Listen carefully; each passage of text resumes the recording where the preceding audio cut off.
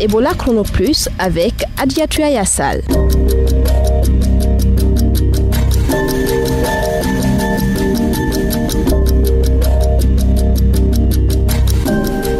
Vous écoutez Ebola Chrono Plus, bienvenue.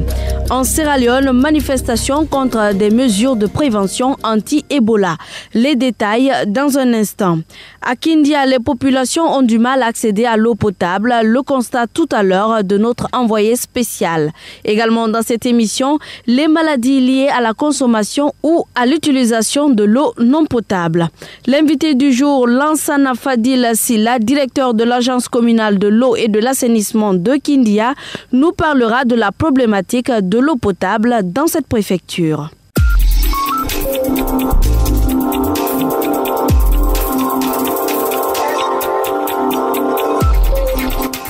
Bonjour à tous. Comme annoncé dans le sommaire, réticence en Sierra Leone. Hier mardi, une révolte de la population de Bamoualouma dans Gambia a enregistré de fortes violences. Bilan, un poste de police incendié et les activités de surveillance interrompues. Korkaba est notre envoyé spécial en Sierra Leone. Il est actuellement à Gambia. Suivez. Depuis hier mardi, tout agent de sécurité est persona non grata à Bamoualouma, situé à environ 7 km de Gambia. C'est dans cette localité que Marietou Diallo, le cas qui a relancé l'épidémie d'Ebola, avait commencé à développer des signes de maladie. Pour protéger donc la population contre les 48 contacts jusque-là introuvables, les autorités de Freetown ont pris des mesures. Mais ces dernières ont été mal accueillies par les habitants de la localité. Le docteur Fodé Sissé est le directeur de la santé de Gambia. Il y a un marché hebdomadaire qui se tient dans cette communauté de Bamoualouma que le gouvernement a décidé de fermer. Donc la sécurité y a été déployée. Mais il y a eu une résistance de la part de la population, un accrochage violent et donc le poste de police a été incendié. Pour l'heure, la zone reste inaccessible. Quant à la situation des 33 personnes actuellement en quarantaine, le docteur Sissé s'est informé par téléphone. Des leaders politiques et d'autres acteurs concernés à Bamoua disent que les gens sont là dans leur maison en quarantaine. Ils n'ont pas fui et ils vont bien. Une réunion avec des responsables de Bamoualouma est prévue à Gambia pour trouver une solution à cette crise. Korkaba, Ebola Chrono Plus, Sierra Leone. Des habitants de Sigiri ont encore du mal à intégrer le lavage des mains dans leurs habitudes. Pour eux, cette pratique est uniquement liée à la prévention contre le virus Ebola. Pourtant, en se lavant les mains, nous évitons également les maladies des mains sales. Des kits de lavage des mains ont été installés un peu partout dans la ville. Moussa Mori Kouyaté est notre collaborateur de Sigiri. En effet, certaines personnes sont catégoriques. Pas question pour elles de se laisser dicter l'attitude à adopter. Personne ne doit me dire de laver les mains. Moi, avant de quitter à la maison, je lave mes mains. Votre maladie là, c'est vous qui savez si c'est vrai ou faux. Je ne vais pas me laver les mains. Pourtant, d'autres sont conscients de l'importance de ce geste salvateur. Les gens attendent encore les directives à suivre, tandis que d'autres ont déjà fait de ce geste leur quotidien. Si on me disait de laver mes mains, je les laverais. Mais comme personne ne me l'a dit, c'est la raison pour laquelle je ne me les lave pas. Ebola est parti, mais nous devons continuer à nous laver régulièrement les mains car on attrape beaucoup de maladies à travers les mains sales. En face du globe est l'une des organisations qui participe à l'installation des stations de lavage de mains à Sigiri.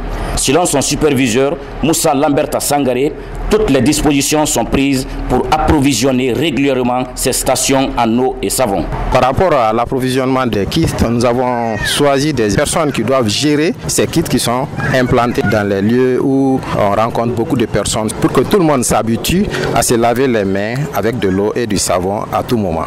En face du globe, prévoit d'installer plus de 120 stations de lavage des mains dans la préfecture de Sigiri. C'était donc Moussa Mori Kouyaté, collaborateur de Sigiri.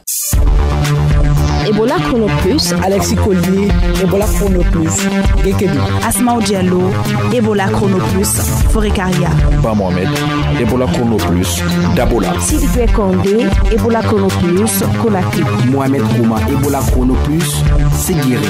Suivez toute l'actualité dans votre bulletin d'information. À Kindia, les habitants ont difficilement accès à l'eau potable. La Société des eaux de Guinée-Seg ne couvre pas toute la préfecture et il n'y a pas assez de forage. Cette pénurie inquiète les habitants qui s'exposent ainsi à plusieurs maladies en buvant l'eau non potable. Asmaou Diallo, notre envoyé spécial à Kindia, suivez son reportage.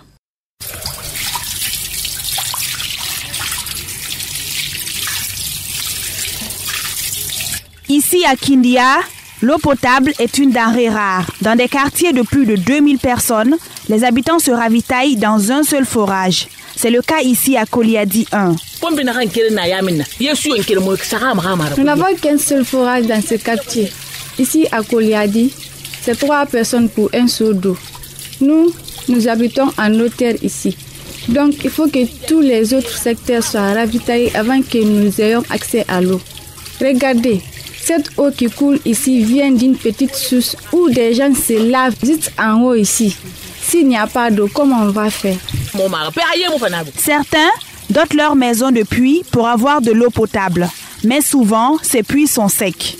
Dans notre concession, nous avons creusé 2 puits. Mais l'eau n'a pas jailli. Il y a trop de sable. Finalement, nous en avons fait des toilettes. Et même s'il y a de l'eau, elle n'est pas propre. Seules quelques personnes pensent à la traiter. J'ai un puits vraiment où presque tous mes cohabitants puissent sur moi. Mon eau est potable. En tant que corps médical, chaque année, je traite. Je n'ai pas les moyens de sillonner tout le quartier, alors désinfecter l'eau, mais je m'occupe que seulement sur moi. Direction Ayabara, un quartier où, il y a quelques mois, Ebola a fait des victimes. Là aussi, les citoyens sont inquiets pour leur hygiène à cause de l'insuffisance d'eau potable. Il y a manque d'eau. Je sais que là où je vais aller puiser l'eau, c'est distant, c'est loin. Et je n'ai pas beaucoup d'eau chez moi. Et ça, je ne peux pas envoyer d'eau chaude comme ça, la mettre ça chez moi ici. Et j'appelle les gens, venez laver votre main. Et s'il y avait l'eau, c'est suffisant. Ça, c'est bon. Mais s'il n'y a pas l'eau, ma soeur, on ne peut pas ça. Mon nom est Faladi. Ce que je peux dire, c'est qu'on demande de l'aide pour avoir de l'eau chez nous aussi. Cela va nous permettre d'éviter d'autres maladies. Si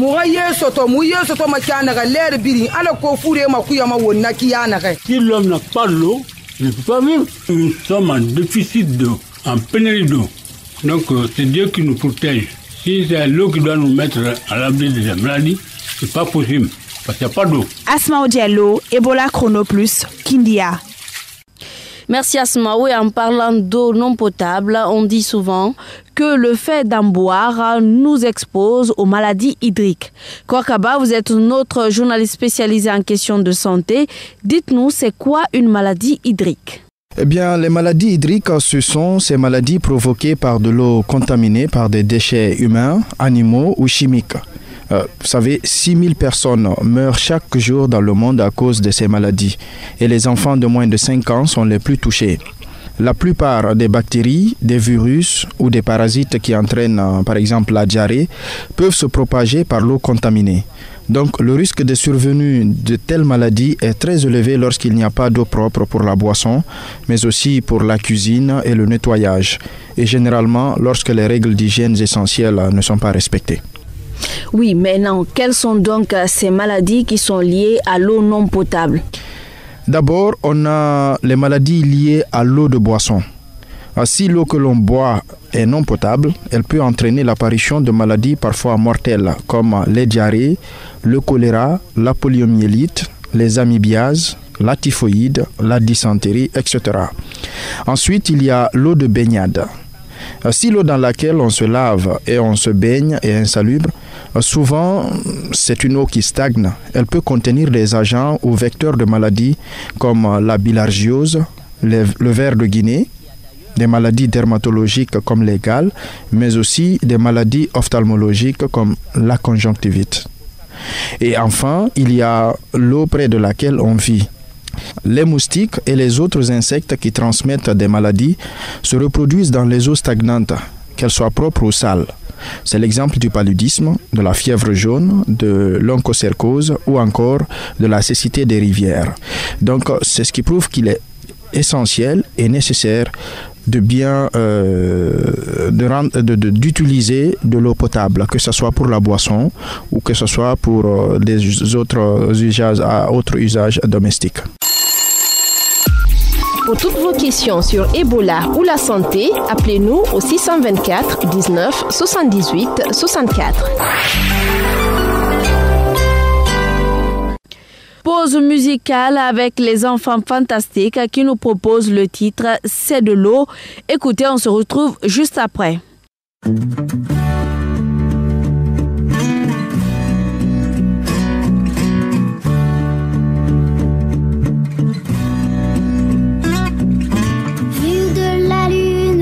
Jupiter,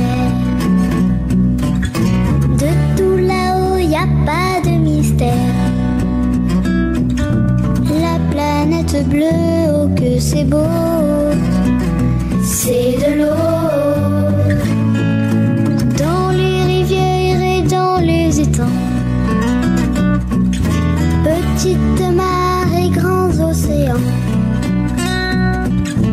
tous les lacs, les torrents, les ruisseaux, c'est de l'eau, c'est de l'eau. Quelle que soit la couleur des nuages,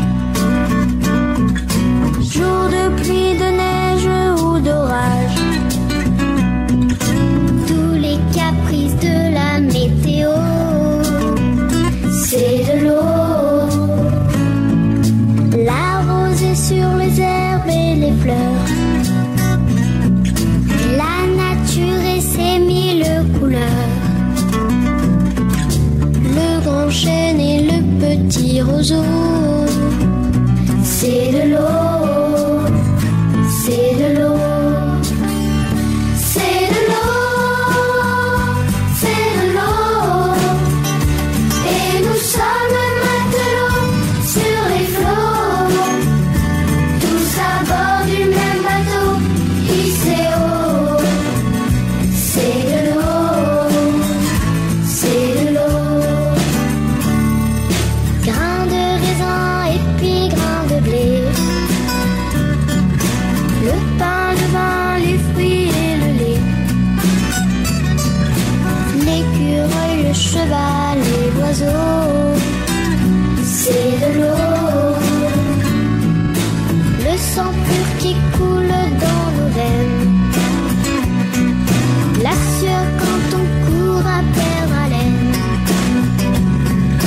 tout notre corps, la chair et les os, c'est de l'eau, c'est de l'eau. C'est de l'eau, c'est de l'eau, et nous sommes matelots sur les flots. Ebola Chrono Plus, l'invité du jour. Comme annoncé dans le sommaire, nous parlerons de la problématique de l'eau. Et pour cela, Asmaou Diallo a rencontré Lansana Fadil Silla. Il est le directeur de l'agence communale de l'eau et de l'assainissement de Kindia. Cette agence, mise en place depuis 2010, a pour objectif de mettre en place des points d'eau à Kindia pour améliorer la couverture en eau potable à la population de cette préfecture. Suivez. Bonjour Monsieur Silla. Bonjour Madame. Parlez-nous un peu du problème de l'eau potable ici à Kindia. Le problème est vraiment cruel parce qu'il y a l'eau, mais ce que nous recherchons, c'est ce qu'on n'a pas, c'est-à-dire de l'eau potable. L'eau, on peut puiser partout, les gens vont aller dans les rivières, vont aller dans les puits, tout ça là, on peut avoir de l'eau. Mais l'essentiel, l'eau qui est buvable, c'est ce qu'on appelle l'eau potable. C'est ce qui est difficile à trouver. Pourquoi? Parce que aujourd'hui, nous évoluons avec la Société des eaux de Guinée qui n'arrive pas à couvrir complètement le centre-ville en matière d'alimentation ou d'approvisionnement en eau potable. Et à la rareté, l'irrégularité même sur la fourniture de cette eau-là, à partir de leur station de pompage Kélési, qui est toujours en panne. Par exemple, si nous prenons les quartiers de Sambaya, Koliadi, qui sont en hauteur, ils n'ont pas pu bénéficier de l'accordement de la SEC. Donc l'eau ne vient pas. Et malgré ça, au centre-ville, l'eau qui vient ne peut pas couvrir les besoins de ceux qui sont même au centre-ville. Donc il y a un manque à gagner. Est-ce que vous avez pensé à creuser des forages? Nous sommes auprès des bailleurs de fonds. Par exemple, la commune de Kina a géré un projet qu'on appelait projet Facilité Eau, qui a pu mettre en œuvre certains points d'eau comme les bonnes fontaines, les forages et les sources aménagées. Mais il y a beaucoup de quartiers ici où il n'y a qu'un seul forage, alors qu'il y a beaucoup de monde qui habite. Est-ce que vous pensez que c'est assez? Pas du tout. Nous sommes en deçà même de nos besoins. D'accord. Vous êtes en place depuis 2010. Ça fait maintenant, disons, 6 ans. Oui. Alors que jusqu'à présent, nous avons un problème d'eau ici à Kindia. Qu'est-ce qui se passe réellement? C'est qu'on a du mal à avoir des financements. Nous nous battons, mais c'est pas facile. Parce que l'État même ne fait pas de subventions dans ce cadre. Donc l'État aussi, normalement, avec les collectivités, devait apporter sa subvention pour qu'on puisse, même si ce n'est pas à un nombre très élevé, mais quand même on puisse avoir réalisé année par année quelques points d'eau pour la population. La commune est en train de faire un plaidoyer auprès de ses bailleurs de fonds.